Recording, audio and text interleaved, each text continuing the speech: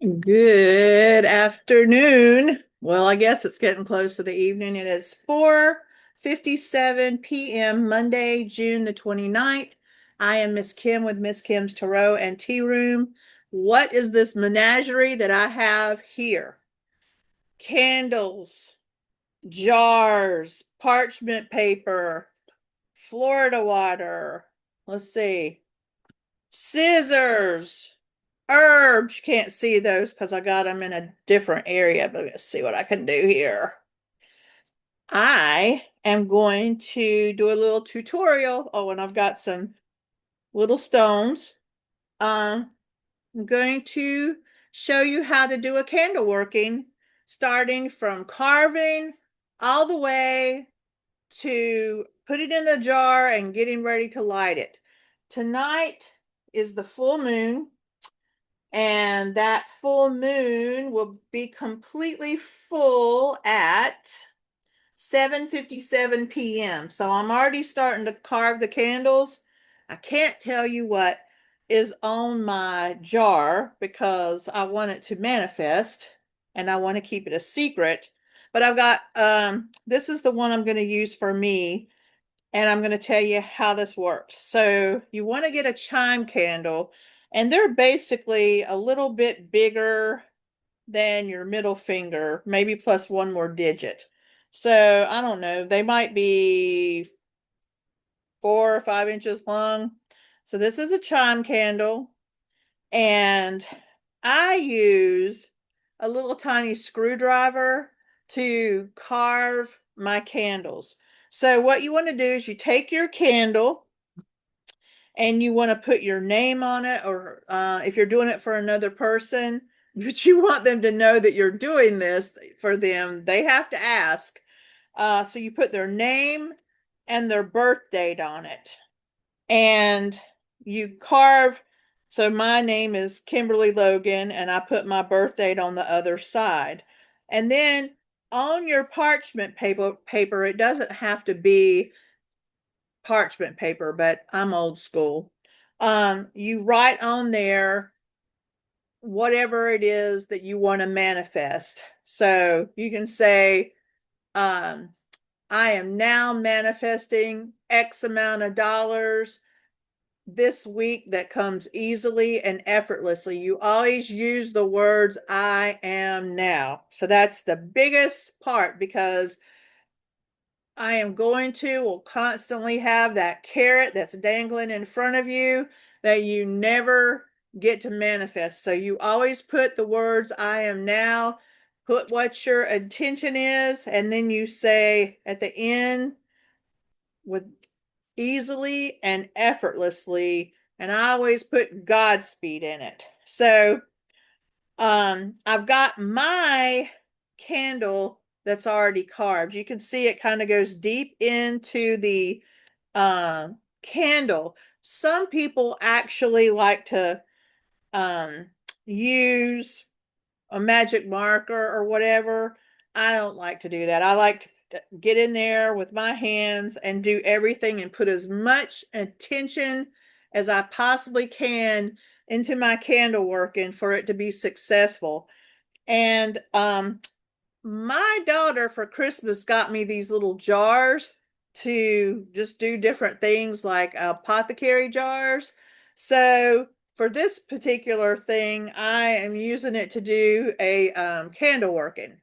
And so on the side, I have what I want to manifest, and I tape the edges, but I also um, will take this, what I've actually written, trying to be able to see right here.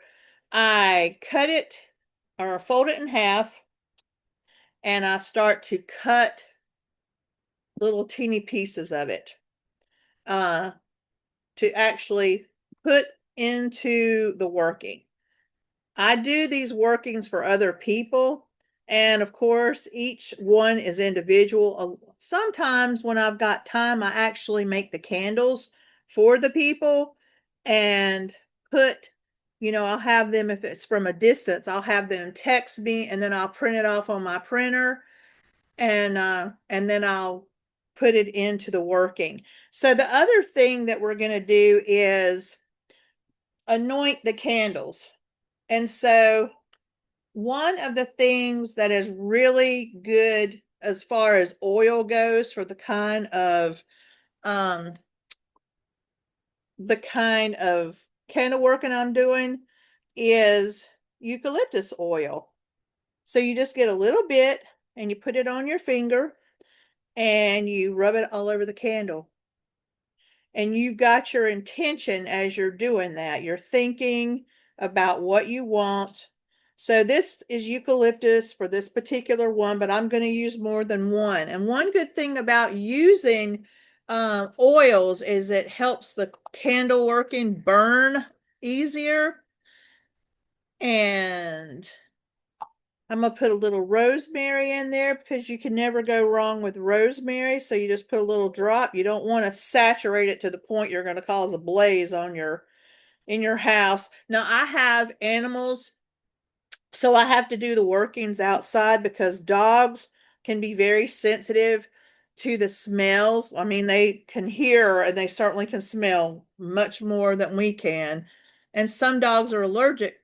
So this is also lemon. I use this because I really want to put some positive, energetic, and this would be solar plexus kind of energy into it. Smells really good. So I've got rosemary, eucalyptus, and lemon so far.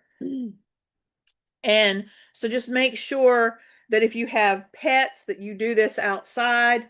I've got an area where I um burn. So this is peppermint oil, another really good oil to create joy, uplifting kind of energy, and that's what I want in my candle workings. I do not do baneful magic.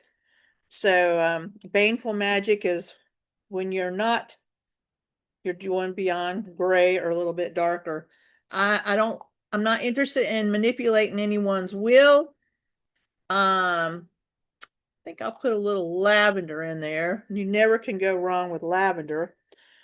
I've got a lot of lavender oil that I keep and I need to use it. So uh dogs aren't as sensitive, I think, to lavender, but these other ones, they are. And you got to be careful with your oils and your herbs because sometimes you can drop it on the floor and they can get a hold of it. And some of those herbs are poisonous to people and animals if they're ingested or sometimes even handled. So what I do next is I take my little lighter here and I'm going to just get it to a fix by letting the wax melt onto the floor of the jar. So you just got to let it get about a thumbprint size, and then you hold it in there and make sure that it's standing up. I'm trying to stay within 18 minutes so I can get this out. And it could go on Instagram too. So it's a little wonky sideways, but it's doing its thing. Okay, so I've got these little teeny, um, these are, this is what I want to manifest. So the actual parchment paper I put on the side of the jar, and then I actually put these, the same identical information that I can put into the working. Okay, so then you want to make sure that this sticks really well because when it starts to get hot, it'll start to peel off. So sometimes I have to take it all the way around.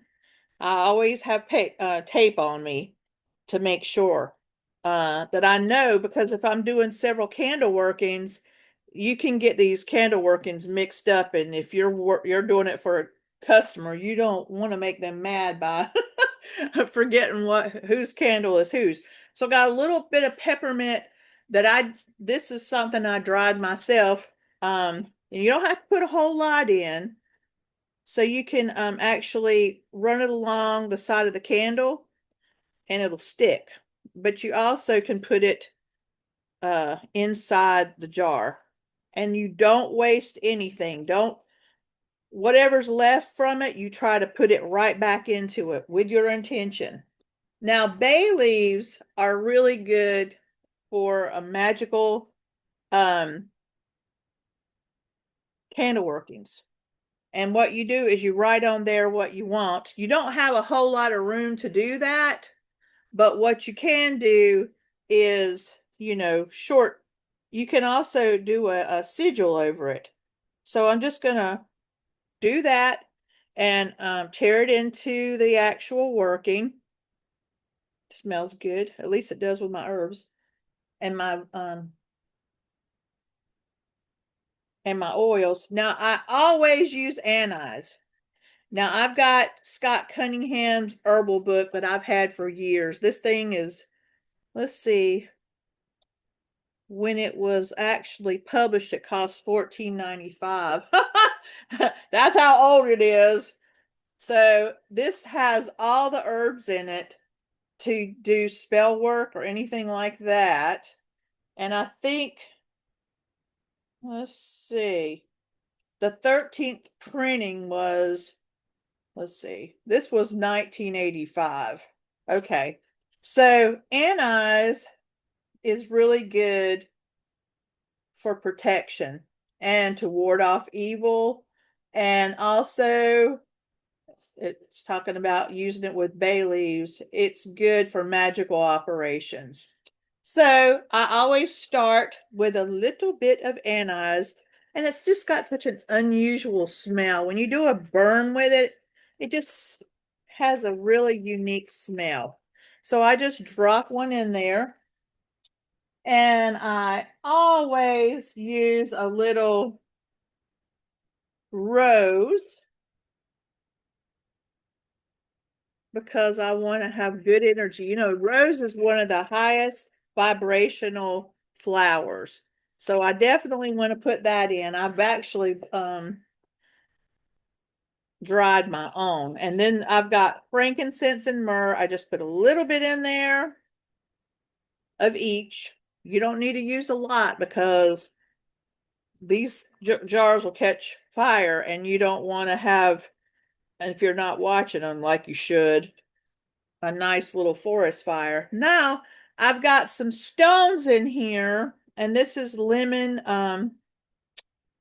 chrysoprase, which is really good for hope and positivity and to release any kind of emotions that could be negative that can kind of be blocking what it is that you want. So I've got that, and I'm putting a little bit of African turquoise in, which is to teach wisdom and compassion and to turn the mind to new possibilities. So I'm going to put a little bit of that in there, a little bit of this, a little bit of that. And then I've got, this is Petersite, I think is how you say it. And it's good if you want to focus your work on a specific thing. Bing, there goes one. And then this is for development of the self.